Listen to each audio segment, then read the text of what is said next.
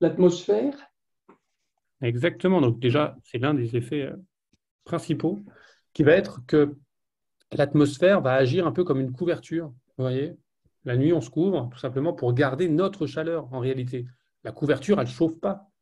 La couverture, elle ne produit pas de chaleur. D'accord? Elle conserve la chaleur produite par notre corps. Ok? Et ben là, c'est un peu la même chose. C'est-à-dire que l'atmosphère va agir comme une couverture. Mais vous allez me dire, pourtant, c'est pareil. A priori, la planète, elle ne produit pas de chaleur. La chaleur, elle provient d'où? Il fait jour, il fait chaud la journée parce que justement, on est éclairé et la chaleur, elle nous vient des rayons du soleil. Mhm. Et c'est tout drôle, c'est ce qu'on appelle cet effet de serre, vous savez. C'est-à-dire que les rayons lumineux, ils entrent, ils n'ont pas trop de problème pour rentrer, encore une grande partie quand même est, reflétée par les couches supérieures de l'atmosphère. Mais il y en a quand même beaucoup qui entrent. Et ce qui entre, eh ben justement, une partie va rebondir sur la surface, donc elle éclaire la surface, puis les rayons lumineux vont rebondir, mais ils sont captés, ce qu'on appelle l'effet de serre, justement, par l'atmosphère qui va les empêcher, cette chaleur, ces rayons lumineux, de sortir en quelque sorte, de s'échapper dans le vide spatial. D'accord? Là, ici, il n'y a pas d'atmosphère. Il n'y a pas d'atmosphère, donc du coup, il n'y a pas cet effet de serre, il n'y a pas justement cette couverture qui va conserver la chaleur, je dirais, accumulée durant la journée. Et donc, constamment, on a une différence de degré de 600 degrés entre le jour et la nuit. Bon, il n'y a pas que ça aussi. Il y a le fait que Mercure tourne assez lentement sur elle-même. Donc, elle montre la même phase pendant longtemps. Donc, ça a le temps de chauffer en même temps. Et puis, dans l'autre extrême, la nuit, ça pareil, ça a le temps de refroidir. Parce qu'en fait, Mercure tourne lentement sur elle-même. C'est aussi quelque chose d'important. Mhm. Dans les 2 tiers de sa révolution. Oui, c'est ça. Et donc, effectivement, on l'a dit, c'est couvert de cratères. Et ça, c'est aussi quelque chose de très important, le fait qu'il n'y ait pas d'atmosphère. Parce que, à vrai dire, des cratères, on en observe aussi sur Terre. Mhm. Alors, il est rare qu'on se balade en montagne, en Ariège, et puis que, oh tiens, il y a un cratère qui est tombé là. Non, c'est pas trop ce qui se passe. Sur Terre, on observe des restes de cratères, par exemple, la fameuse météorite qui a donné fin aux dinosaures, 70 millions d'années, on est capable de dire, bon ben voilà, on voit à peu près la forme du cratère que ça a formé, mais bien sûr, au fur et à mesure du temps, qu'est-ce qui s'est passé? Ce cratère, il a progressivement disparu. Sur Terre, on n'observe pas de vieux cratères. Contrairement aux cratères, comme je vous ai dit sur Mercure, qui ont pour la plupart 4 milliards d'années, qui sont très très vieux. Qu'est-ce qui va faire que sur Terre, sur une planète comme la nôtre, les cratères vont disparaître finalement avec le temps? L'érosion. Alors, l'érosion, c'est un des phénomènes, bien sûr, importants. L'érosion, qu'est-ce que c'est? C'est le fait qu'il y ait de l'eau. L'eau, elle est liquide et qu'elle va creuser, tout simplement. C'est l'érosion qui va faire, justement, on a des fleuves, on a des mers, donc toute l'eau, elle n'arrête pas de creuser et de modifier la surface du sol. Donc ça, c'est quelque chose d'important, mais il n'y a pas que ça. Les plaques tectoniques. À la tectonique des plaques, exactement.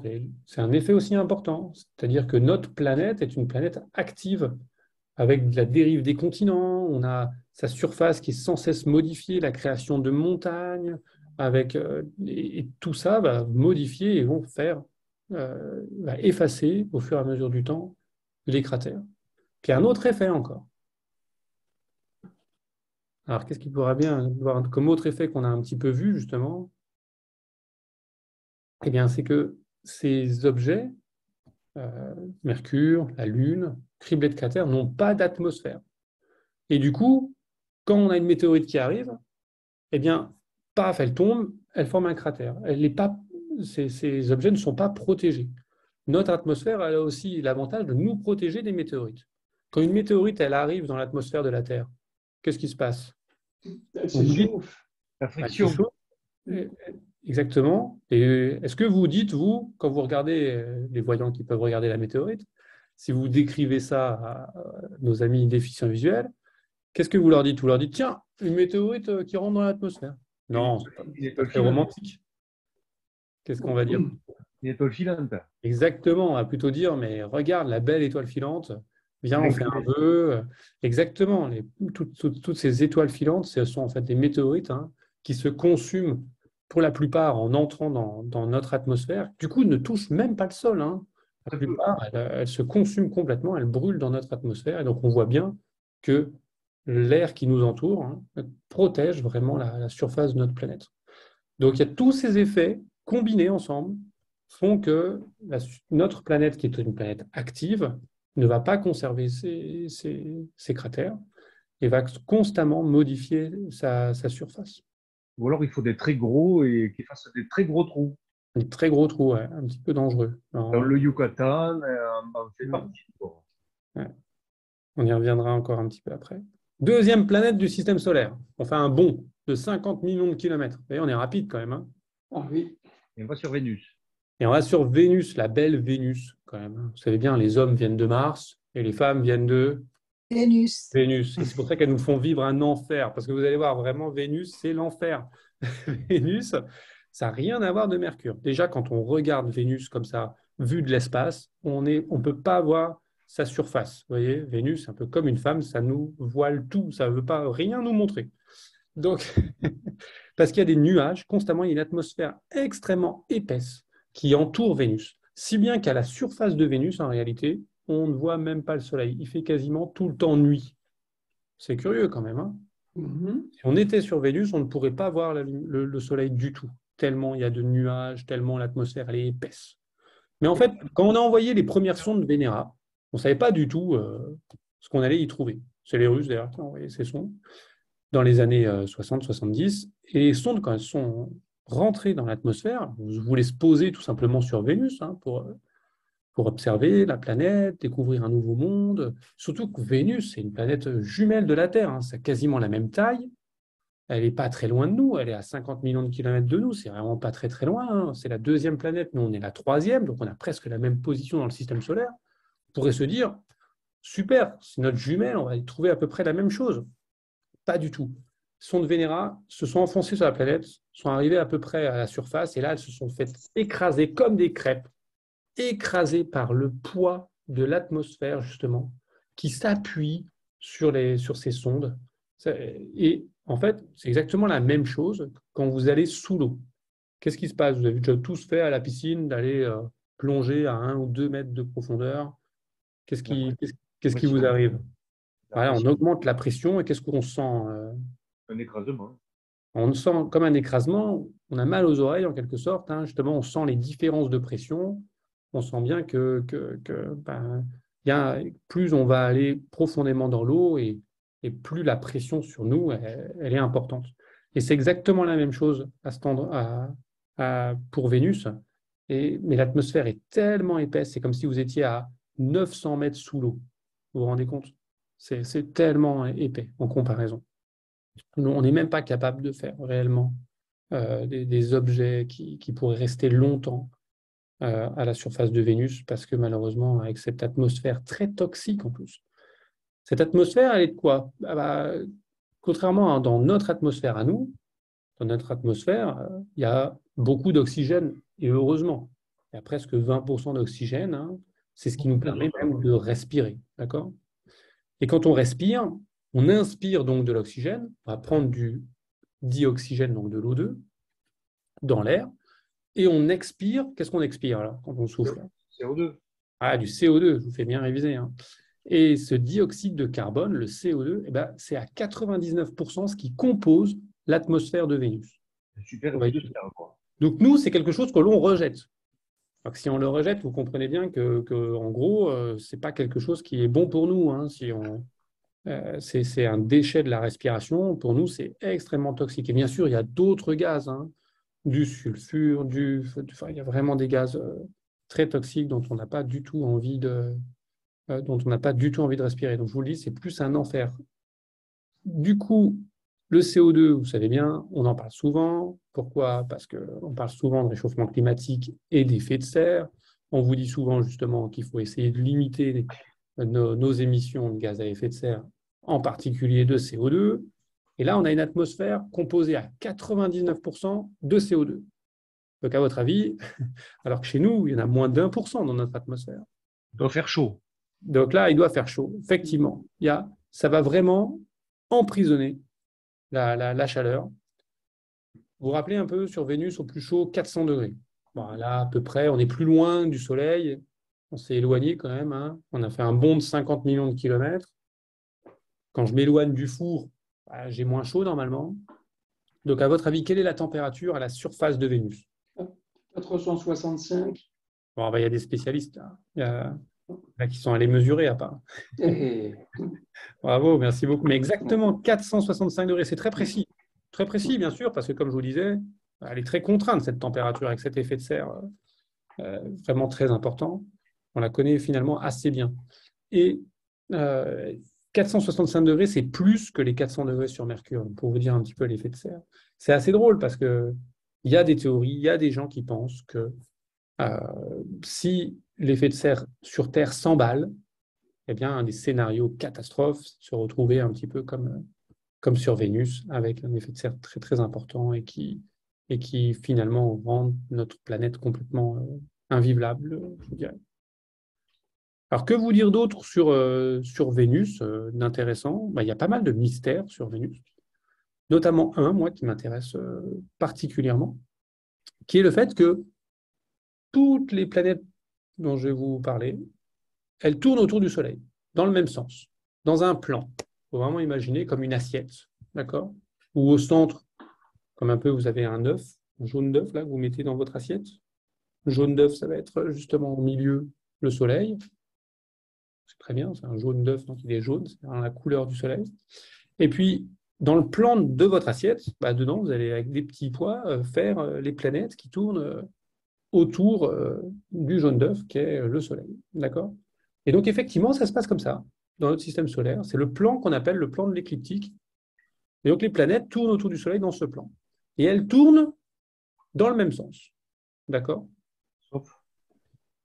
Elles tournent autour du Soleil dans le même sens. Toutes. Et toutes également, elles ont un sens propre de rotation, ce qui définit une journée sur Terre. La Terre tourne sur elle-même en à peu près 24 heures. D'accord? Ce qui définit le cycle jour-nuit.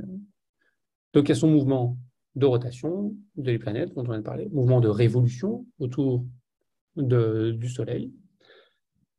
Par contre, Vénus, elle a une particularité, c'est qu'elle tourne sur elle-même dans le mauvais sens. D'accord? Et elle tourne en plus de ça très lentement sur elle-même.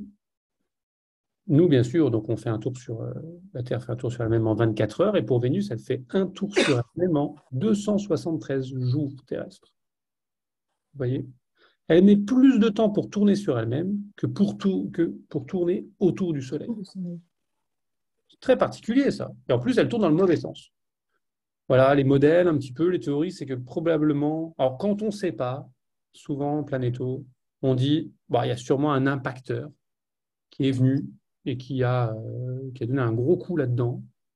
Et voilà, et c'est comme ça qu'on explique, en gros, c'est qu'il y a sûrement un objet assez massif qui est venu, de la taille peut-être de Mars, qui est venu taper sur Vénus et qui a fait inverser son sens de rotation. Mais on ne sait pas, en tout cas. Il y a quelques modèles, mais sans plus. Voilà, je vous donne des pistes, on ne sait jamais. Si un de vous veut m'aider. Il me semble que son axe de rotation est très incliné. Oui, ce qui, justement, va un peu dans la théorie de l'impacteur. C'est une particularité, ça aussi, oui. Ça aussi, oui. On verra que pour Uranus, c'est pareil. Oui. Et c'est un objet beaucoup plus gros. Donc là, la théorie de l'impacteur marche peut-être moins bien. Enfin, un gros impacteur, du coup. Ce qui est moins probable. Troisième planète du système solaire. On refait un petit bond de 50 millions de kilomètres. Pour l'instant, on s'amuse bien au kangourou. Après, il va falloir sauter plus loin. La Terre, qu'on appelle aussi la planète bleue. Alors pourquoi? Parce qu'elle est peuplée de schtroumpfs? Non, je ne sais pas. C'est l'effet de la lumière sur l'eau. L'atmosphère qui absorbe le bleu.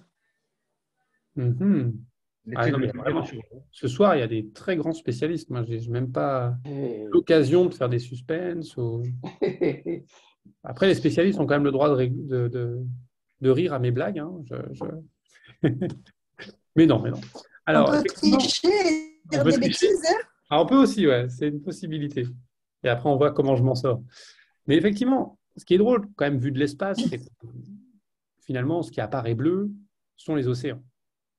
Et que la plupart de la surface de la Terre, hein, quasiment 70%, les 2 tiers, on va dire, de la surface de la Terre, est couvert d'eau liquide. C'est transparent l'eau. C'est transparent, l'eau. Donc, effectivement, on pourrait se dire, l'eau, c'est pas bleu. Je prends un verre d'eau, c'est pas bleu. On est d'accord. H2O, Oui. ça paraît pas bleu. Donc, a priori, c'est pas réellement l'eau qui donne cette couleur bleue à nos océans. Pourquoi l'océan, finalement, il apparaît bleu? Comme le ciel, en fait. Ouais, comme le ciel, parce que justement, dans de l'eau, ou même on va regarder l'eau, on se met au-dessus d'un lac, et puis on peut même se regarder, hein, on peut se coiffer les cheveux, on peut se faire une petite beauté finalement en regardant sa propre image, son propre reflet à la surface de l'eau, parce que une des particularités de l'eau, c'est que c'est pas complètement transparent, en fait, c'est ce qu'on appelle translucide. C'est qu'il y a une partie, comme on l'a dit tout à l'heure pour l'atmosphère, une partie de la lumière qui est absorbée, qui va aller dans l'eau, puis une autre partie qui est en fait reflétée. Et c'est pour ça qu'on peut voir son propre reflet comme un miroir quand on regarde une surface liquide, quand on regarde de l'eau, quand on regarde la surface d'un lac, la surface de la mer, la surface d'un océan. Et en réalité, quand on regarde la Terre vue de l'espace, et là effectivement, les océans, les mers apparaissent bleus parce qu'ils reflètent le ciel qui se trouve au-dessus d'eux. Et c'est le ciel qui est bleu. C'est exactement ça qu'on voit. Et notre Terre, comme on l'a dit tout à l'heure, elle a une atmosphère, mais finalement assez fine. Hein. L'atmosphère de la Terre est assez fine. On vit sur une biosphère, on appelle ça, qui est très, très, très, très, très, très fine. La vie est vraiment localisée sur Terre, à sa surface, un tout petit peu en profondeur avec les vers de terre, avec tout ce qui vit finalement sous nos pieds, mais ça ne vit pas très profond non plus. Et puis les oiseaux ne vont pas non plus à des altitudes démentielles. Donc finalement, on vit vraiment à la surface de notre planète sur quelque chose de très très fin.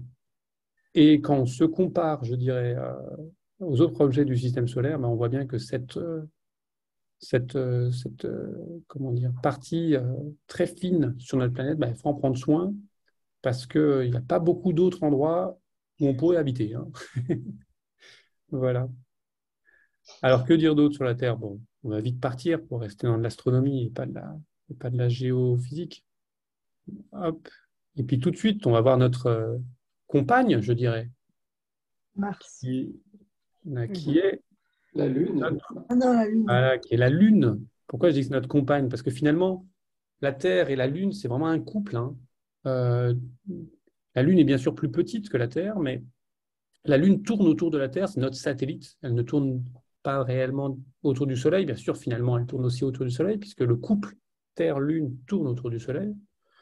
Mais c'est vraiment un couple, la Terre et la Lune, parce qu'ils sont intimement liés par ces fameuses forces de gravité hein, qui les empêchent de s'éloigner trop l'une de l'autre. Elles s'attirent l'une et l'autre. Et donc, finalement, elles ont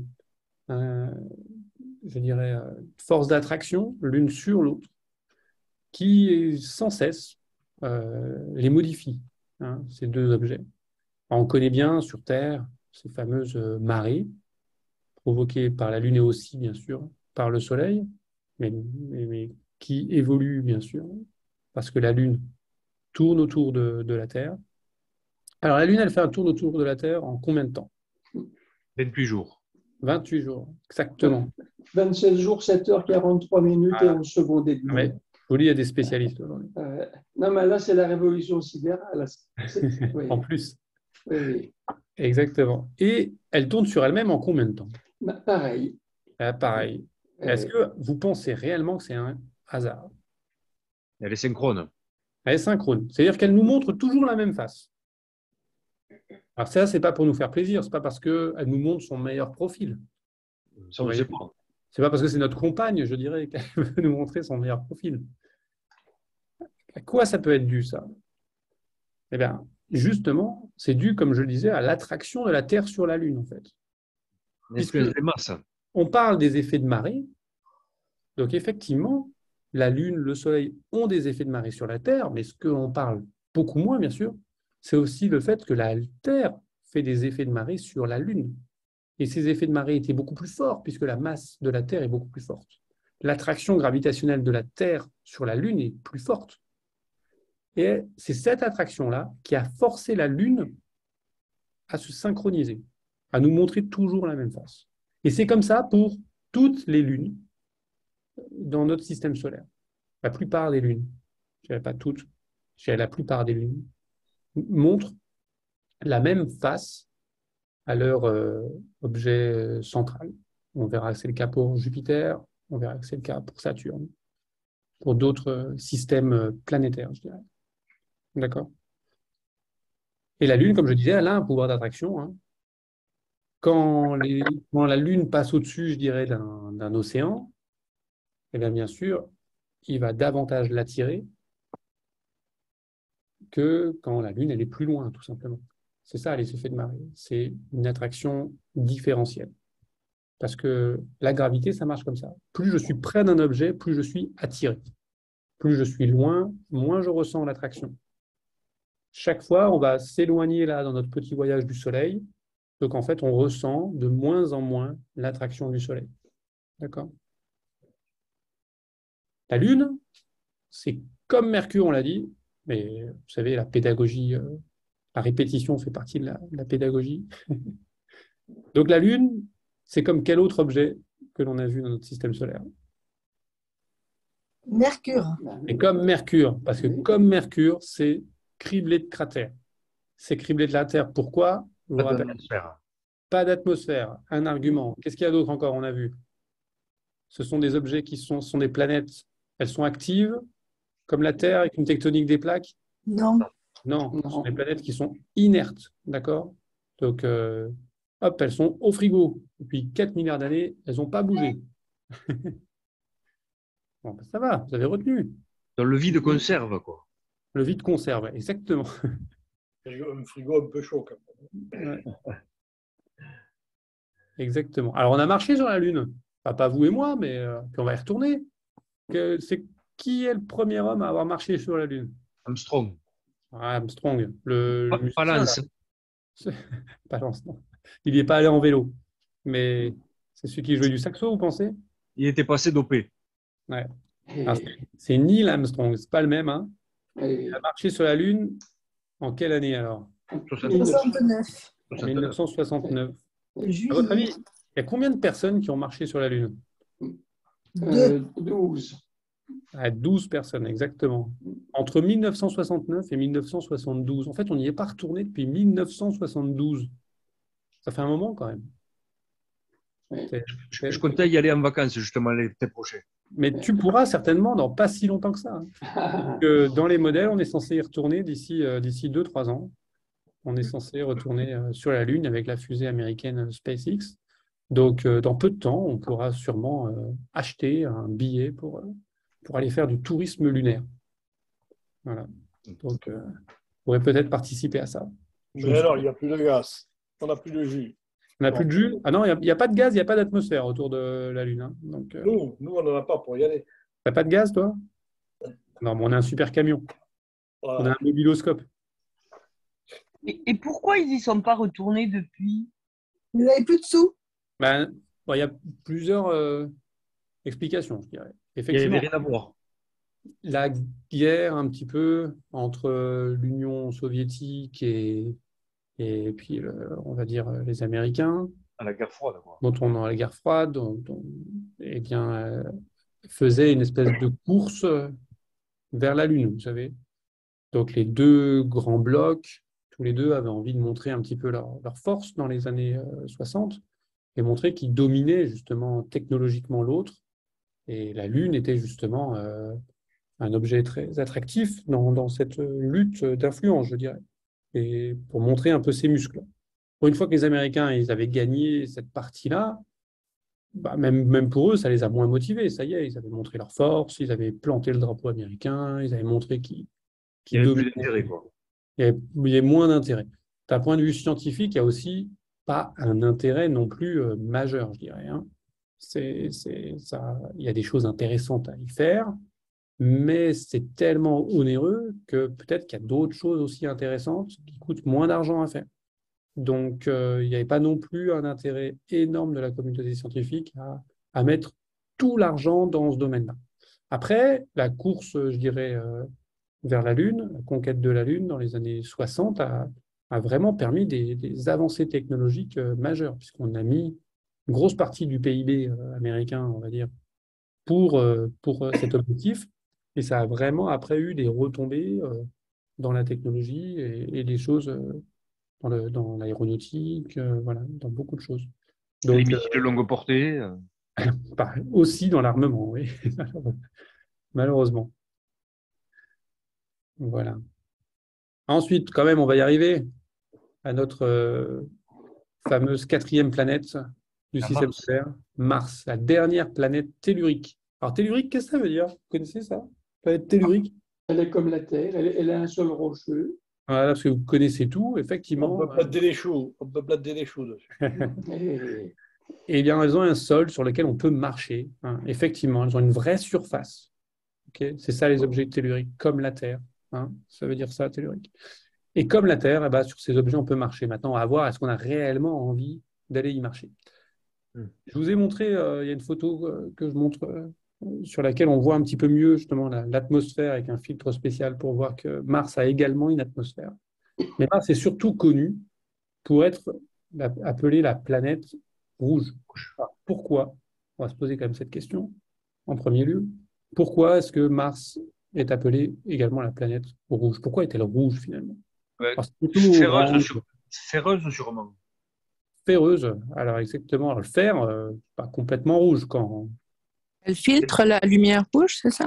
Et je te donne alors, il y a une atmosphère, hein, mais l'atmosphère est très fine. On pourrait croire que justement c'est comme le bleu du ciel pour la Terre, mais l'atmosphère de Mars est très très fine. Elle fait à peine quelques pourcents d'atmosphère de la Terre. Donc il y a du gaz, hein, il y a une atmosphère, mais elle est très très fine. Pas du tout comparable à l'atmosphère de la Terre. Donc c'est le rayonnement infrarouge qui influence plus que sur Terre, quoi. Mais du coup, l'effet de filtre dont on parle là joue très peu. Est-ce que c'est pas la même chose pour la Terre? Elle filtre le bleu plus que le rouge, et puis là, Mars, c'est le contraire. Parce que justement, donc, il y a beaucoup moins d'atmosphère. Il n'y a que quelques pourcents de gaz par rapport à l'atmosphère de la Terre. Donc l'effet de filtre va moins jouer. Et en fait, c'est aussi lié à la composition de cette atmosphère. C'est une atmosphère qui n'est pas, comme nous, principalement de l'azote ou ce genre de choses. C'est l'azote, hein, le N2, là, qui filtre, justement, comme tu dis, laisse passer mieux le bleu que le rouge. Et là, c'est du CO2, en fait. C'est encore une fois du dioxyde de carbone pour l'atmosphère de Mars. Donc, c'est, encore une fois, une atmosphère très toxique pour nous.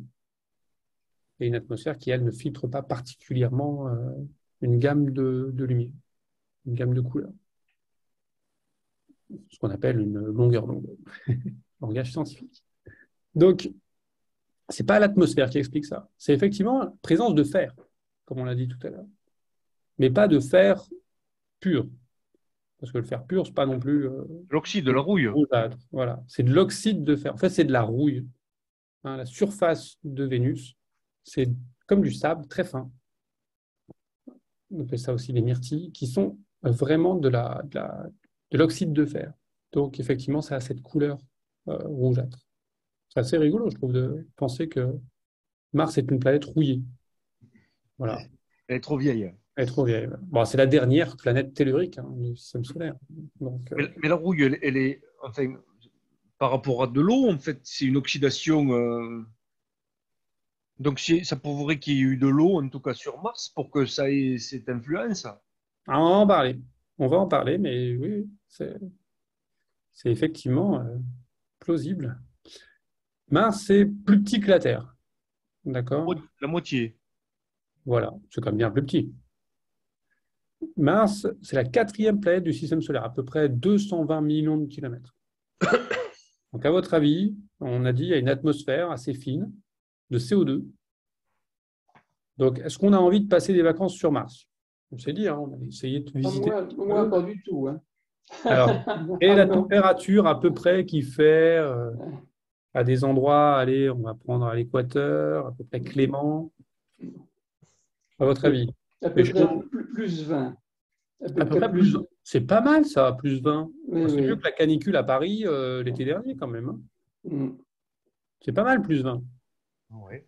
Ouais. Et la nuit, Moins 10. bah, moins 10, ça va encore. Bah oui. Ouais. Ah non, non, il y a des températures il y a des différences de température plus importantes que ça. Alors bien sûr, il y a des endroits où ça va juste changer comme ça, mais la plupart, en moyenne, c'est plus moins 50 que moins 10. Donc c'est assez froid quand même la nuit. Hein. Voilà, parce que l'atmosphère est quand même très fine, hein, même si c'est du CO2. L'atmosphère est très fine. Il n'y a pas d'effet de serre comme sur Vénus ou. Alors si, forcément, il y a l'effet de serre, hein, c'est du C'est pas CO2. aussi important. Mais ça reste une atmosphère très fine, comme je disais. Et on est plus loin du Soleil. Hein. On est quand même à 220 millions de kilomètres du Soleil. On a fait un beau voyage déjà. On est plus loin. Donc forcément, on ressent moins la lumière du Soleil. Et Mars est quand même une planète extrêmement intéressante. Parce que justement, on observe des choses incroyables. On a plein de données. Hein. On a envoyé des objets à la surface. Hein. Vous connaissez sûrement Opportunity, Spirit, que sont des rovers qui ont roulé longtemps à la surface de Mars. Vous connaissez sûrement les missions spatiales, Mars Express, Mars Explorer. Enfin, on en a vraiment beaucoup qui ont tourné autour de Mars pour faire plein d'objets, pour mesurer avec différents instruments énormément de choses et qui nous apprennent. On a cartographié toute la surface de Mars. On connaît presque mieux la surface de Mars que la surface de la Terre, parce que finalement, sur la Terre, il y a des zones où les militaires nous empêchent de faire de la recherche correctement. Donc, sur Mars, finalement, on a une bonne vision de sa surface. Et qu'est-ce qu'on voit? On voit clairement, il y a des endroits, hein, quand on les regarde sur les images, on se dit, mais ça ressemble vraiment à une ancienne rivière, à un ancien fleuve, à une ancienne mer. On a vraiment l'impression, vous savez, comme quand vous venez en Ariège, puis que vous marchez l'été, et vous dites là, voilà, c'est l'été, donc il fait chaud, c'était la canicule cette année. Bon, clairement, sur ce chemin, en hiver, normalement, ça doit être en fait un petit ruisseau. Clairement, c'est de l'eau qui a creusé ce chemin, c'est pas les gens. Et vous voyez bien que là, il y a plus d'eau, mais vous voyez bien que c'est le lit d'une rivière, c'est le lit d'un ruisseau. C'est l'eau qui a creusé la surface.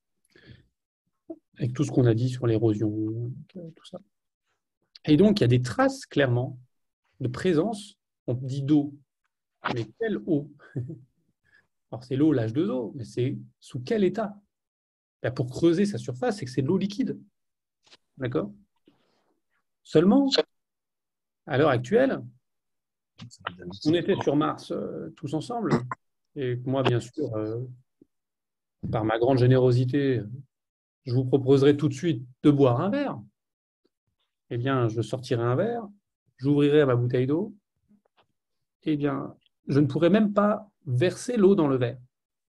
En ouvrant la bouteille d'eau, mon eau liquide, automatiquement, il y a une grande partie qui s'évaporerait en vapeur d'eau, et puis une partie qui automatiquement se solidifierait en glace d'eau dans ma bouteille.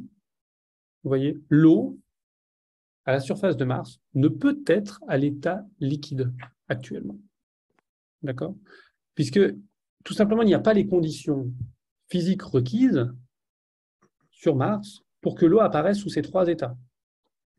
Solide, la glace, liquide et sous la vapeur d'eau. Gazeux. D'accord? Contrairement à sur Terre. Sur Terre, c'est possible. Pourquoi? Sur Terre, parce que les températures sont clémentes. On a vu sur Mars, on a quand même des températures assez correctes comparées à la Terre. La densité? Et l'atmosphère. Sur Terre, l'eau se solidifie à 0 degré. On passe de l'état solide à l'état liquide à 0 degré, d'accord, pour faire fondre de la glace. Et puis, on va passer de l'état liquide à l'état gazeux à 100 degrés. Ça se passe comme ça sur Terre, mais ça se passe comme ça, en fait, au niveau de la mer. OK ? Si vous montez, je ne sais pas moi, 3-4 000 mètres d'altitude, ça sera différent, en fait. D'accord ? L'eau, elle ne va pas forcément, elle ne va pas bouillir, je dirais. Hein. Si vous chauffez votre thé, vous allez remarquer que l'eau s'évapore avant 100 degrés. À peu près 90 degrés, quelque chose comme ça, à 3000 mètres d'altitude. D'accord ? Parce que les conditions, elles ont changé quand vous êtes en haut de votre montagne. La pression atmosphérique. À cause de la pression atmosphérique. Mhm. Et la pression atmosphérique, quand vous êtes en haut de la montagne, elle est plus faible que quand vous vous trouvez au niveau de la mer. Parce que justement, il y a moins de gaz au-dessus de vous. Il y a moins d'atmosphère qui s'appuie sur vous pour faire pression. Il y a moins de pression atmosphérique. D'accord ? Et qu'est-ce qu'on a dit sur l'atmosphère de Mars ? On a dit qu'il y en avait une. Donc on est content. Mais elle est comment ? Très fine. Très mince. Très fine. Donc la pression atmosphérique, elle est très très faible. Donc, D'accord ? même au ras du sol. Même au ras du sol. Et elle n'est pas suffisante pour que l'eau soit sous ces 3 états. On a de l'eau gazeuse, on a de l'eau dans la glace, hein, on a des calottes glaciaires, on a vraiment de l'eau glacée, mais il ne veut pas avoir d'eau liquide. Pourtant, vous allez me dire, je suis fou, puisque je vois clairement que l'eau, elle a modifié la surface de Mars. Une modification de l'atmosphère. Eh oui. Qu'est-ce qu'il a bien pu se passer? C'est qu'effectivement, la seule explication, monsieur va très très vite, monsieur est très fort, c'est qu'effectivement, les conditions ont changé. Mars a perdu, on ne sait pas exactement quand, on ne sait pas exactement comment, on ne sait pas comment Mars a dû, peut-être elle a perdu, je dirais, l'atmosphère de Mars s'est érodée, peut-être qu'elle est partie progressivement, ou peut-être qu'elle est partie il y a 2-3 milliards d'années, peut-être que l'atmosphère elle est partie d'un coup, on ne sait pas exactement. Mais Mars a perdu quasiment la totalité de son atmosphère, puisqu'il n'en reste que quelques pourcents. Elle devait avoir une atmosphère comparable à celle de la Terre. Mais ce n'est plus le cas. Et c'est ça que les chercheurs aimeraient savoir. C'est est-ce qu'il y a 2-3 milliards d'années, Mars était vraiment comme la Terre, avec le développement, avec des océans, avec le développement de la vie, est-ce que tout ça était très similaire? Ou est-ce que non, c'était un monde assez différent? Et si c'était comme la Terre au tout départ, il y a 2-3 milliards d'années, qu'est-ce qui a fait que finalement Mars a évolué de manière très, très, très différente? Ça, on ne sait pas trop. Mais forcément, Mars elle est moitié plus grande, elle est moitié plus petite que la Terre. Elle est moitié plus petite, ouais. Donc, elle est beaucoup moins lourde. Et est-ce qu'au niveau de, justement de cette taille-là, est-ce qu'il n'y aurait pas eu peut-être, pour retenir l'atmosphère ou suffisamment d'atmosphère dans le temps? Ah, c'est un atout qui peut jouer, mais c'est peut-être pas le seul. Mais effectivement, ce qu'on appelle la vitesse de libération, c'est-à-dire l'énergie qu'il faut donner aux particules de l'atmosphère pour qu'elles partent comme ça. Si la débit diminue, Eh bien, la température, elle augmente ou pas? si Mars elle est plus petite, elle a moins d'attraction justement gravitationnelle, comme on a dit tout à l'heure. D'accord. La température moyenne de la Terre, Comment? la fonte totale des... On n'entend pas bien, excuse-moi. Peut-être que c'est moi qui n'entends pas bien, mais je n'ai pas entendu la question de la demoiselle. Damien qui a posé la question, non? Oui, je ne sais pas. C'est la communication depuis Mars qui pose problème. C'est pour ça, c'est pour ça. À force, je m'éloigne, quoi. Je m'éloigne petit à petit. Mais pourtant, voilà, nous avons quand même une atmosphère sur Mars parce qu'il y a des vents, il y a de l'aérologie. Ah, mais je n'ai pas dit qu'il n'y avait rien. D'accord, il y a quelques pourcents de ce qu'il y avait avant. Donc elle a perdu quand même quasiment la totalité de son atmosphère. Mais ça ne veut pas dire qu'il n'y ait rien. Il reste du gaz. Il y a une atmosphère très fine autour de Mars. Mais il y en a bien. Quelle est la pression atmosphérique sur Mars par rapport à la Terre? Ah bah, C'est- tu calcules, hein, si elle est effectivement presque 100 fois plus faible, c'est à peu près pareil. Bon, elle est 30 fois plus faible que sur Terre. D'accord. 30 Mm. fois. C'est pas grand-chose. C'est trop peu, en tout cas pour avoir de l'eau liquide sur Mhm. Mars. Donc, bah, si vous avez des théories, hein, encore une fois, c'est ça qui est bien avec la science. C'est embêtant pour faire cuire les pâtes, mais sinon. Ouais, sinon, bah, et c'est sûr que quand on ira là-bas, bah, va falloir pressuriser les cabines, va falloir parce que nous-mêmes, très compliqué de vouloir se dire, bah, on va pouvoir poser le pied sur Mars, on gardera, même s'il y a une atmosphère, contrairement à la Lune, on gardera le scaphandre, hein. Oui. Parce que vous comprenez bien que si l'eau, elle, elle ne peut pas rester à l'état liquide, nous, on est composé essentiellement d'eau, il nous arrivera des bricoles, hein, si on ne garde pas le scaphandre. Est-ce qu'on sait si Mars continue à dégazer ou elle est elle est stable et elle va garder son peu d'atmosphère qu'elle a? Non, ça a l'air d'être assez stable. Il n'y a pas, à D'accord. ma connaissance, dégazage, comme tu dis. Alors, Mars, c'est très intéressant d'étudier la surface de Mars. Parce qu'en fait, euh, elle est justement plus petite, comme on l'a dit, que la Terre, qui a une attraction gravitationnelle plus faible, ce qui lui permet d'avoir un relief extrêmement complexe et varié, avec notamment le plus haut mont, la plus haute montagne, je dirais. Donc, ce n'est pas une montagne, c'est plutôt un volcan du système solaire, qui est Olympus Mons, qui fait quand même 23 km de haut. Et qui est gros, hein. C'est un volcan, il faut imaginer, là on a une image, vous avez la France qui est dessinée en dessous pour montrer, hein. La taille du volcan, c'est à peu près la taille de la France. Ce n'est pas du tout un petit volcan, hein. Donc il y a dû avoir quand même il y a beaucoup de volcans localisés sur vraiment une hémisphère, je dirais, la moitié de Mars. Il y a une moitié de Mars où il y a des volcans, l'autre moitié, il n'y a quasi pas de volcans. Pareil, les cratères sont très sont pas du tout distribués de manière homogène, en fait, hein. On en a sur une partie de la surface, il n'y a pas des cratères partout. Donc ça aussi, ça pose question. C'est assez drôle. Pourquoi il y a des cratères à certains endroits et pas à d'autres? Pourquoi il y a des gros volcans comme ça? Qu'est-ce qu'il a bien pu se passer comme phénomène peut-être un peu catastrophique pour qu'il y ait des volcans et qui devaient cracher énormément et faire des dégâts à l'époque, hein, c'est sûr. C'est qu'il devait y avoir quand même une activité interne assez intense, hein. C'est quand même Il y avait une tectonique, quoi. Oui, maintenant il n'y en a plus. S'il y avait de l'eau, il y avait une tectonique. Donc, c'est vrai que ça fait très penser à la Terre, quoi. Alors, l'eau et la tectonique, ce n'est pas forcément lié. Mais effectivement, le fait que Mars était active, parce que justement, on a une zone interne qui est vraiment magmatique, je dirais, hein, avec la roche fondue, on va dire, avec un manteau, en fait, hein, comme on a pour la Terre, on a un manteau. Mais désormais, la planète s'est refroidie et sa croûte, sa surface, n'est plus en mouvement comme on a pour la Terre, avec la tectonique des plaques.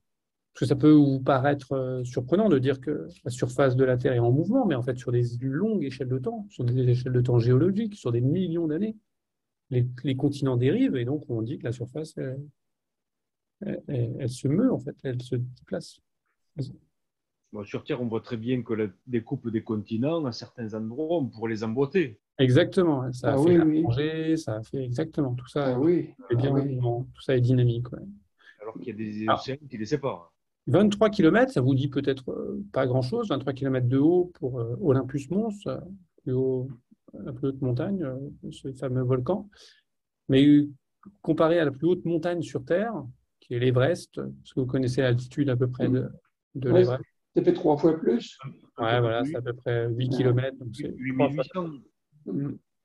C'est à peu près 3 fois plus. Donc vous voyez, c'est une grande montagne quand même, Olympus Mons. Alors ça, c'est drôle justement. Il y a une atmosphère sur Mars. Vous avez des images de satellites qui vous montrent clairement que Mars, à certaines périodes, apparaît, vu de l'espace, très différemment. Vous avez des périodes très calmes, où on voit Mars avec des calottes glaciaires qui apparaissent, vu de l'espace, très blancs, avec tout simplement sa fameuse couleur rougeâtre, et puis tout ce qu'on a dit sur les reliefs. Et puis, vous pouvez l'observer quelques mois après, 3 mois après, et vous vous rendez compte que là, vous ne voyez plus du tout la surface, en fait.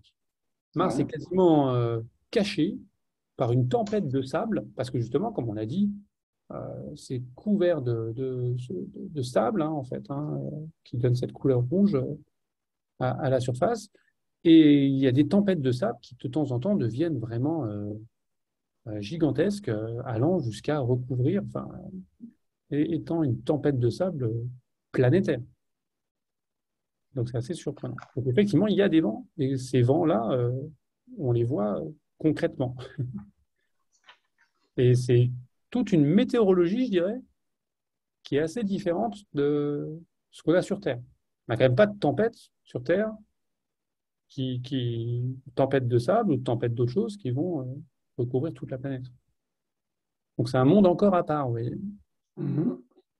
C'est assez intéressant. J'avais une dernière question sur Mars. Est-ce que les images que l'on voit des différents robots, ce sont des couleurs réelles? Je veux dire par là, on se baladerait sur Mars avec nos yeux, on verrait les mêmes types de couleurs? Alors c'est dur pour moi de te répondre parce que ça dépend sur quel site tu es allé, qu'est-ce que tu as choisi, comment ils ont traité l'image derrière. Évidemment, les robots en question, ils font des images réelles pour montrer aussi, parce que ces fameux rovers étaient un peu téléguidés depuis la Terre, mais ces robots avaient aussi plein d'instruments qui faisaient justement des images dans certaines longueurs d'onde, avec des filtres. Donc ça dépend en fait quel instrument du rover a pris cette image. Je ne peux pas te répondre comme ça directement. Mais ils ont des images avec des vraies couleurs, oui. Oui, moi je pensais c'est les NavCam, je crois, qui sont les... D'accord. Mais c'est ce qu'on appelle les vraies couleurs. Normalement, on pourrait voir les mêmes types de couleurs sur Mars. Ils en ont. Hein. C'est les vraies couleurs qu'on voit sur Mars. D'accord. Ils ont des caméras avec de vraies couleurs. Et ils ont aussi des instruments qui font... Qui vont en faire des filtres particuliers parce qu'ils sont destinés à observer quelque chose en particulier. Et puis après, il y a aussi les chercheurs qui prennent même une vraie image, qui après ils la traitent pour mettre... pour en tirer d'autres informations. Ouais, pour en tirer de l'information. Ouais. C'est pour ça que ça dépend un peu comment d'où est-ce que tu as tiré l'image. Enfin, ma question, c'était, je prends quelque chose de bleu sur la Terre, je l'apporte sur Mars, je le pose, je le regarde, est-ce qu'il est bleu? Tu sais qui soit de quelle couleur? Voilà, c'était... D'accord, mais... Alors, attends, est-ce que l'atmosphère va déformer les couleurs? Voilà, c'était... Peut-être qu'on ne le sait pas et qu'on le saura le jour où on ira sur Mars. Alors, pourquoi l'atmosphère changerait les couleurs? Oui, c'est ça. Tout dépend du matériau que tu amènes, s'il absorbe les couleurs ou pas. Ouais. Après, c'est un peu une impression, c'est-à-dire c'est comme un peu là, en fonction de l'ensoleillement, même sur Terre, hein, ton objet, il peut avoir l'air un peu différent lorsque le soleil est très bas et qu'il est en train de se coucher, qu'il est très rouge, et puis donc il y a peu de lumière, et puis qu'au contraire, en été, à midi, quand le soleil est au zénith, là tu vas peut-être le voir avec des couleurs beaucoup plus vives, ça fait ressortir les couleurs plus vives de ton objet, donc c'est plus ça qui va peut-être jouer, mais après, il y a quand même le fait que quand tu es sur Mars, effectivement, tu as toute cette poussière qui est un peu dans l'air tout le temps. Oui. Il y a quand même toujours cette altérer peut-être rougeâtre qui est un petit peu tout le temps là, en quelque sorte. Hein. Qui est un petit peu chose. Voilà, les planètes telluriques. Donc, on a quand même fait la moitié du système solaire. Mais c'était un tout petit voyage comparé à la taille du système solaire. Vous vous rappelez? Entre Mars et à 220 millions de kilomètres du Soleil. C'est pas mal. Mais en fait, c'est pas grand-chose. Parce que pour aller sur les objets d'après, 600 On a millions. appelé le système solaire externe. Alors là, il va falloir faire un sacré long voyage. Et effectivement, c'est plus du tout la même chose. Là. On va 3 fois plus loin, là, 600 millions de kilomètres, pour au moins décrire la plus grosse planète du système solaire, qui est la fameuse planète Jupiter. Jupiter. Alors Jupiter, c'est une grosse planète. Mais alors là, on change complètement de type de planète. C'est plus du tout des planètes telluriques avec une surface. On ne va pas aller marcher sur Jupiter. Jupiter, c'est une grosse boule de gaz, d'accord, qui tourne très rapidement sur elle-même. Alors, quand je vous dis qu'elle est grosse, on peut y mettre sur son diamètre combien de fois la Terre? 11 fois. Alors, on peut aligner 11 Terres sur son diamètre. 138 000 km, ça fait Ouais, à peu près. le diamètre, hein? À la louche. Ça fait 142 000 km. Ah ouais, ça rigole pas. J'étais pas loin. Ce qui est drôle, c'est que c'est une grosse boule de gaz. Donc elle est grosse, on vient de le dire, qui tourne très rapidement sur elle-même. Parce qu'elle fait un tour sur elle-même en à peu près 10 heures. Donc vous voyez, c'est vraiment très, très, très rapide. Et c'est pour ça qu'on a des vents. Quand on observe Jupiter, on voit des bandes. On voit vraiment des vents qui vont d'est en ouest ou de ouest en est, peu importe, qui sont donc perpendiculaires à l'axe de rotation de la planète. Ces vents-là sont très puissants parce que justement, c'est une planète qui tourne très vite sur elle-même. D'accord? Jupiter, comme je vous l'ai dit, il n'y a pas de surface.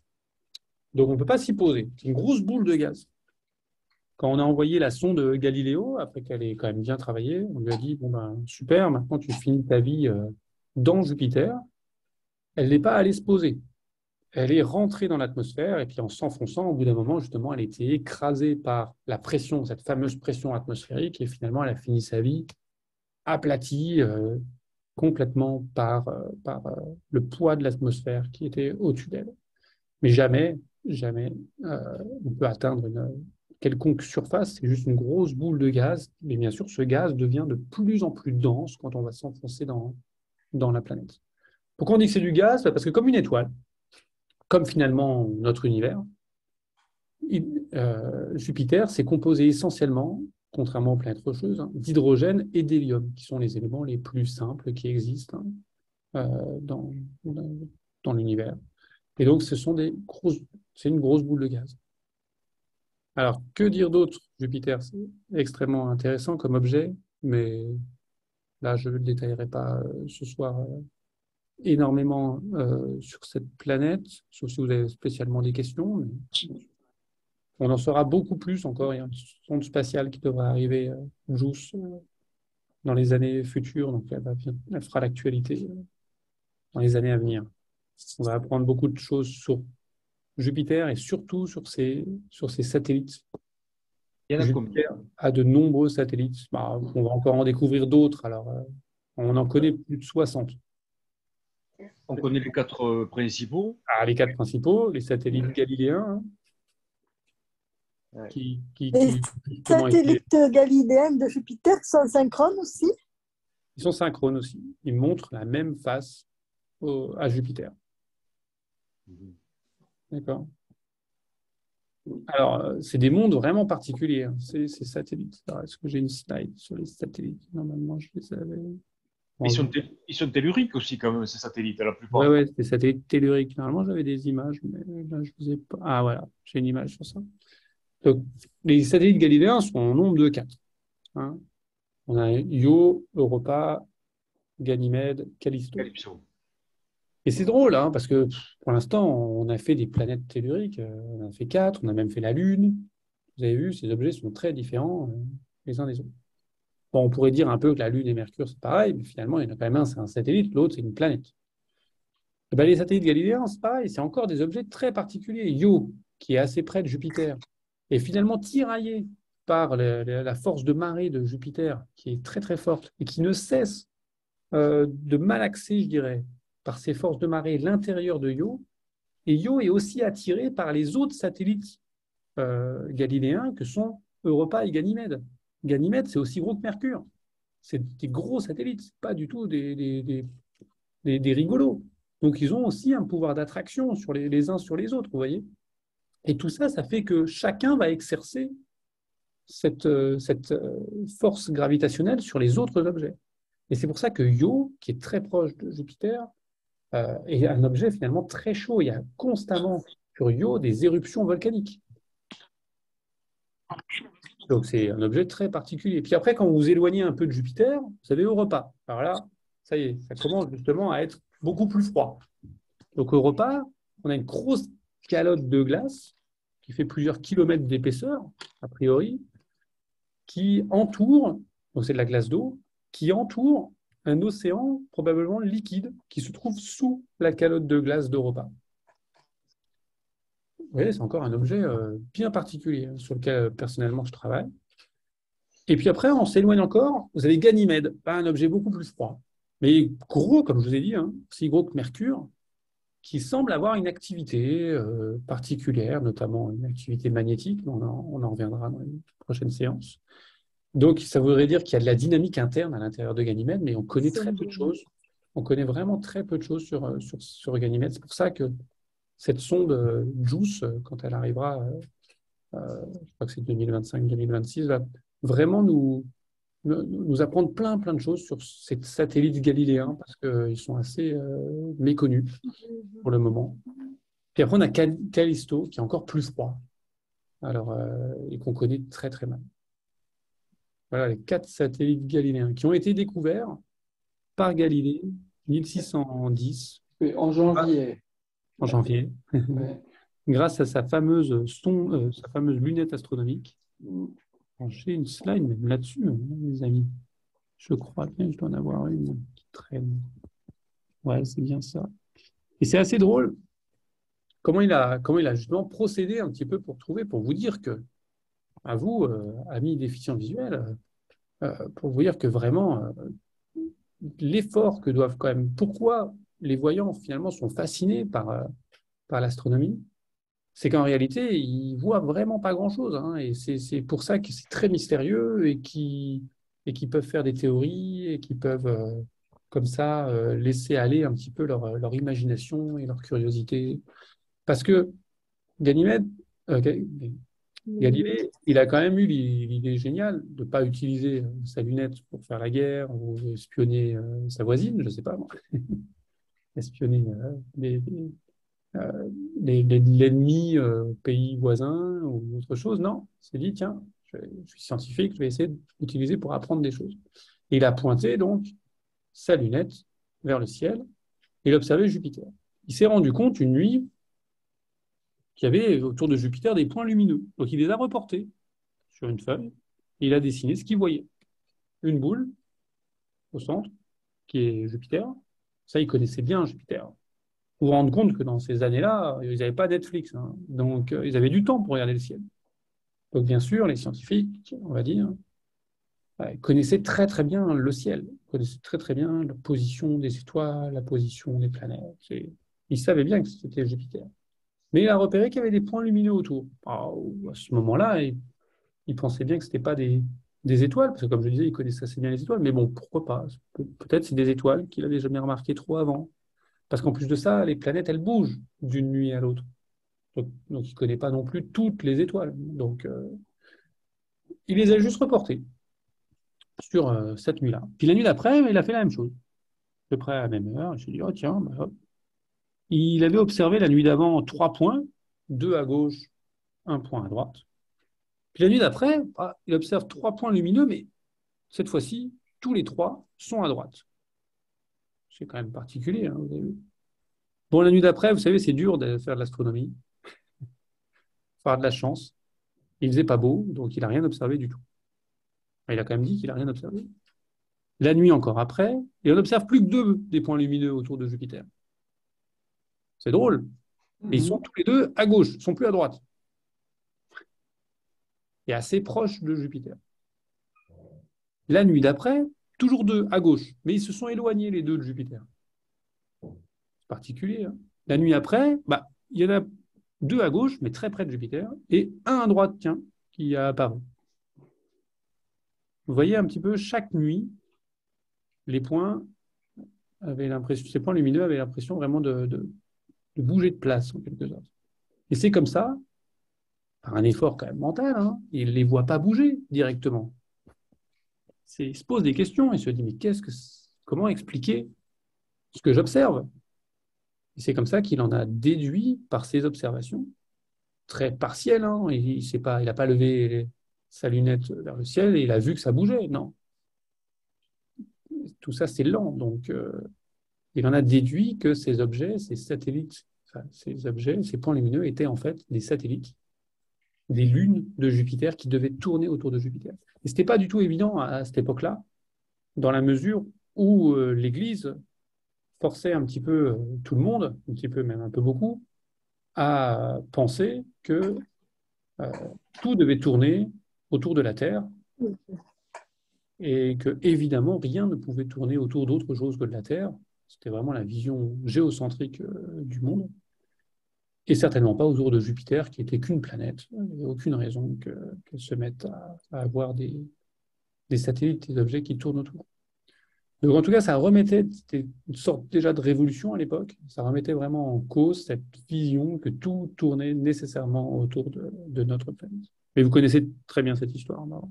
Je m'arrête de la raconter et je retourne sur mes planètes. On a fait Jupiter, on va refaire un bond monumental pour aller visiter la belle Saturne. Alors, Saturne, c'est quand même aussi une géante gazeuse, mais quand même un peu plus petite que Jupiter. Géante gazeuse, elle est aussi composée d'hydrogène et d'hélium. Et on connaît surtout Saturne, bien sûr, pour ses fameux anneaux, les anneaux de Saturne. C'est ça qu'on l'appelle souvent aussi le Seigneur des Anneaux. Et c'est assez drôle, parce qu'effectivement, on observe comme un disque, je dirais, un anneau vraiment qui entoure la planète. Et c'est quelque chose vraiment de remarquable que l'on voit très bien depuis la Terre au télescope. Hein, Jacques, tu pourras le dire mieux que moi. Et ça a toujours bien sûr fasciné et surpris. Ce qui est très bien, c'est que de nos jours, grâce notamment à la sonde Cassini, hein, qui est arrivée en 2007 autour du système de Saturne, je dirais, eh bien, on a pu en apprendre énormément sur ces fameux anneaux. On s'est rendu sur place, en quelque sorte. On a fait des images incroyables qui ont montré qu'en fait, ces anneaux, ce n'est pas du tout un anneau qui entoure Saturne, ou deux anneaux, parce qu'on voit bien qu'il y a une bande sombre quand on s'observe les anneaux. Non, c'est une multitude, en fait, d'objets qui tournent autour de Saturne, des objets qui tournent. Tout ça, ça bouge. Hein. Dans le système solaire, rien n'est vraiment immobile. Ça tourne autour de Saturne et il y a des orbites, hein, des endroits où il y a des objets, c'est pour ça qu'on les voit de manière blanche, lumineuse, et il y a des endroits, où il n'y a rien du tout, où c'est des bandes sombres, parce que là, c'est des orbites, je dirais, interdites. Il ne peut pas y avoir d'objet. Chaque fois qu'il y a un objet qui vient se mettre là, eh bien, par le jeu des attractions gravitationnelles, ces objets-là sont finalement éjectés de ces endroits-là pour être finalement concentrés dans les fameux anneaux. Donc plus on va zoomer, plus on a une structure extrêmement fine de bandes sombres et de bandes claires, avec des orbites sombres interdites, en gros, où là, il n'y a pas d'objets qui tournent autour de Saturne, et avec des orbites au contraire, qui sont favorisées, et où là se concentrent essentiellement ces objets. Alors ces objets, qu'est-ce que c'est? C'est des rochers, je dirais, qui a toutes les tailles, hein, du mètre, de 10 mètres, 100 mètres, 1000 mètres, et qui tournent autour de Saturne un peu à la queue leu-leu, un peu les uns derrière les autres. Et qu'est-ce que c'est que ces objets, plus précisément? Eh bien, si on les voit aussi bien, c'est parce que c'est principalement de la glace d'eau. Parce que justement, quand je vous ai montré tout à l'heure des images de la Terre ou de Mars vues de l'espace, ce qui apparaît vraiment vu de l'espace très blanc, c'est justement de la glace d'eau, parce que la glace d'eau, ça réfléchit très très bien la lumière du Soleil. Et c'est pour ça qu'on les voit aussi bien, les anneaux de Saturne, parce qu'ils sont composés de glace d'eau. Et avec cette structure très très fine, d'où elle vient, cette structure des anneaux, elle vient d'un jeu gravitationnel assez compliqué. C'est qu'effectivement, on a la planète Saturne, qui est au centre, hein, qui est très près, les anneaux sont très près quand même de Saturne. Et donc, il y a un pouvoir gravitationnel de Saturne très très fort, mais il n'y a pas que Saturne. On a tout plein d'objets.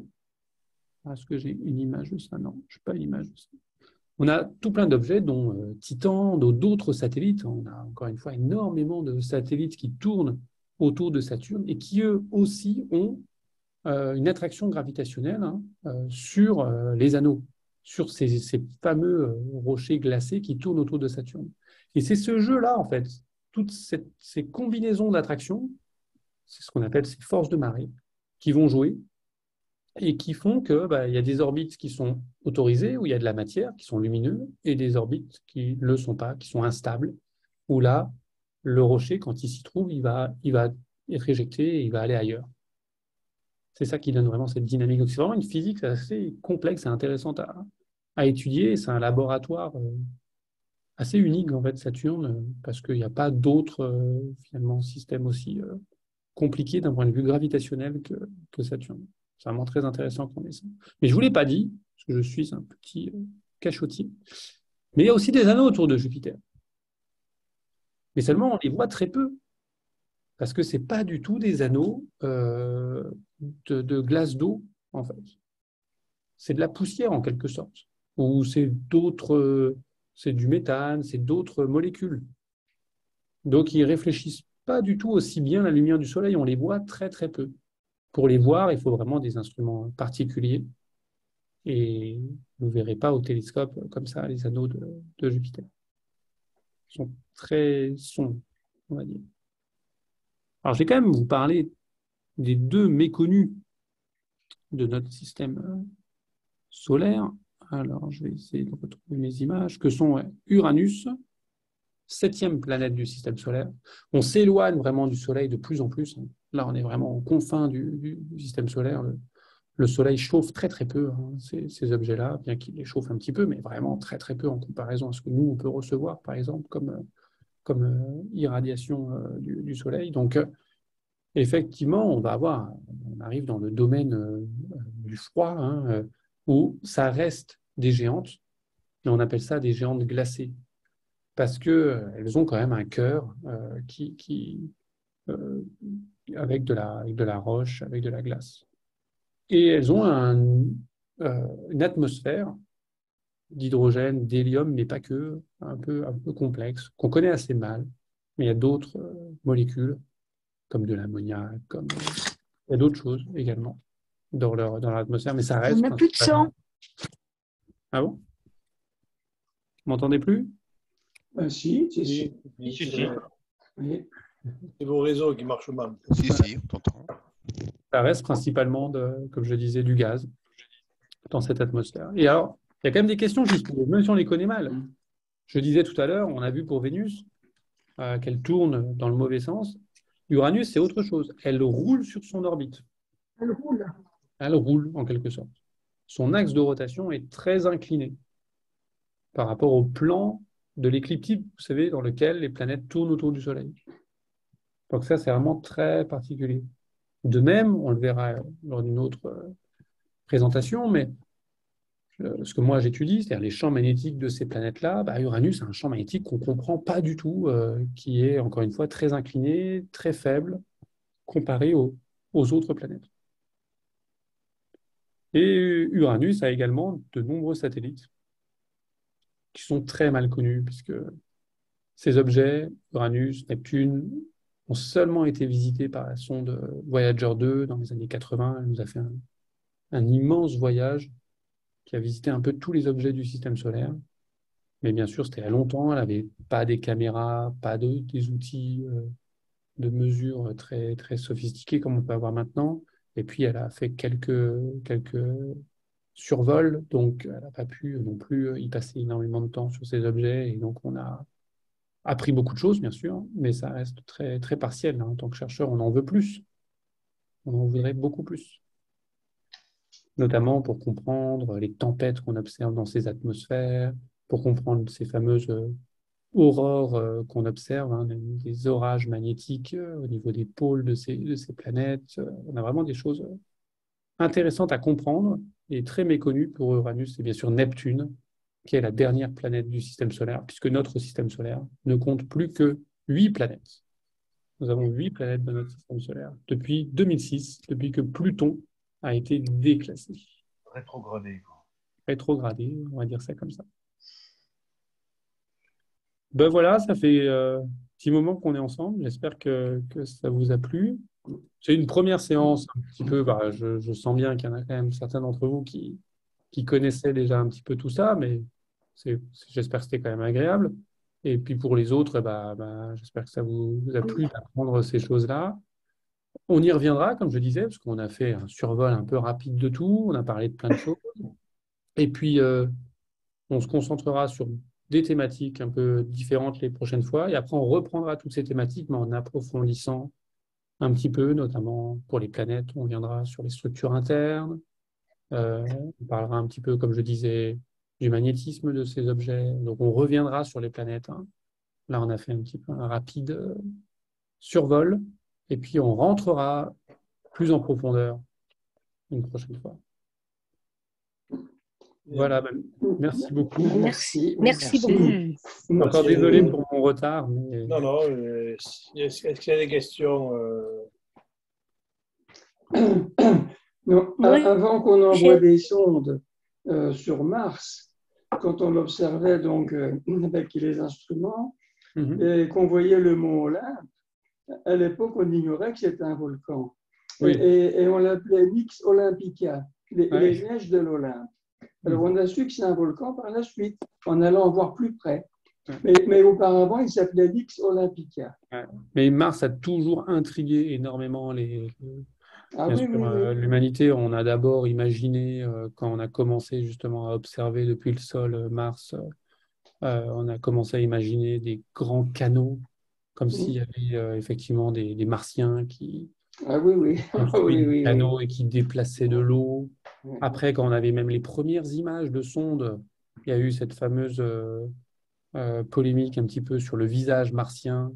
On aurait pris une photo et on aurait vu vraiment la forme d'un visage à la surface de Mars, qui aurait forcément été faite par des gens, par des extraterrestres. Donc, oui, Mars a toujours énormément fasciné, parce que on rêve que de ça, de trouver la vie ailleurs, et finalement, ça serait tellement excitant un petit peu. Et puis pour nous, pour comprendre que la vie même est apparue sur Terre, c'est très important.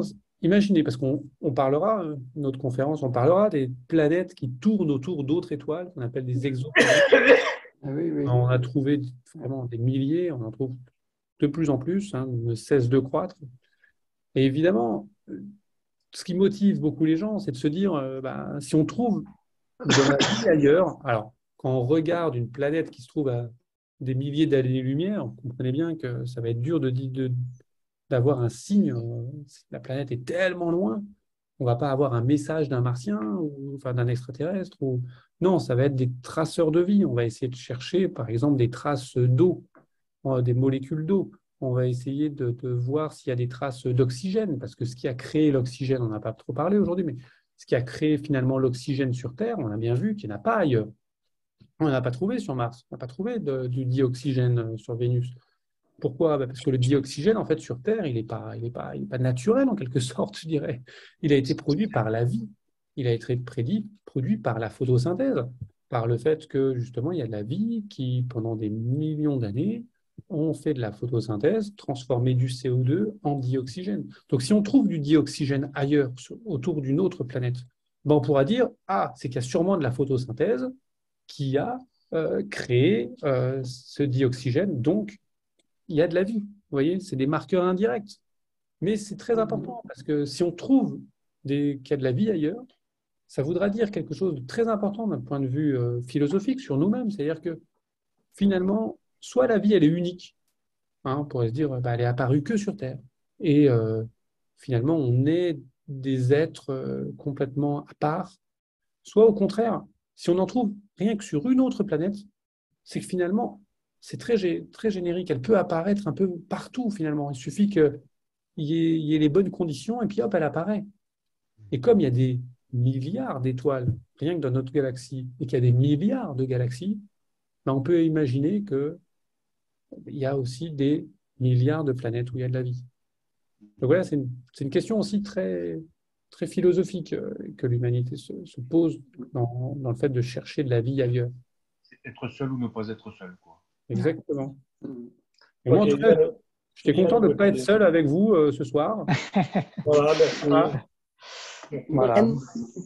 Ben, merci beaucoup. Merci Ludovic. Merci beaucoup. j'espère que ça vous a plu. Ah oui. Il y Et pour a, l'instant, c'était facile, mais on va rentrer dans des choses plus compliquées au fur et à mesure. il y a une image qui est apparue aujourd'hui sur les réseaux sociaux, donc du James Webb, la première image donc depuis 30 ans des anneaux de Neptune. Ah oui, ouais. Ouais, toutes les Et, géantes, hein, que ce soit Uranus, Neptune, ont des anneaux. et oui, et donc le James Webb a été braqué sur Neptune et on voit très nettement ces anneaux. C'est assez Ouais. magnifique Ouais, comme bien. image, voilà. C'est chouette. Bien, merci. Merci beaucoup. Je vous souhaite une bonne nuit. Ben, pareillement. Merci. Il est tard chez vous. Hein. Moi, j'ai encore le temps Ben, de dire. il est